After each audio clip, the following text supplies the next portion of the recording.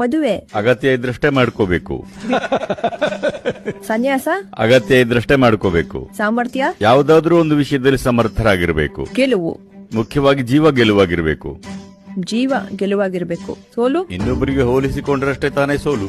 ನನ್ನನ್ನ ಯಾರಿಗೂ ಹೋಲಿಸಿಕೊಳ್ಳಲ್ಲ, ಅದಕ್ಕೆ ನನಗೆ ಸೋಲಿಲ್ಲ. ಪವಿತ್ರ, ಇದು ಪವಿತ್ರ ಅಂತ ನೋಡಿದ್ರೆ ಇನ್ನೊಂದನ್ನ ಅಪವಿತ್ರ ಅಂತ ನೋಡ್ಬೇಕು ತಾನೆ. ಇದೇ ಮೂಲಭೂತ ತಪ್ಪು. ವಿಭಜಿಸಿದ್ರಿ. ಜೀವ ಅನ್ನೋದು ಒಂದಾಗಿ ಬಂದಿದೆ, ವಿಭಜಿಸಿ ನೋಡ್ತಿದ್ದೀರಿ. ವಿಭಜಿಸಿ ನೀವು ಒಳ್ಳೆಯವರು, ನಾನು ಕೆಟ್ಟವನು. ಯಾಕಿದೆಲ್ಲ? ಎಲ್ಲಾನು ಹೇಗಿದೆಯೋ ಹಾಗಿದೆ, ನಾವು ನೋಡೋ ಕಣ್ಣಲ್ಲಿದೆ. ಪಾಪ, ಇದು ಅದೇ ಧೈರ್ಯ. ಭಯ ಇದ್ರೆ ತಾನೇ ಧೈರ್ಯ ಬೇಕಾಗೋದು.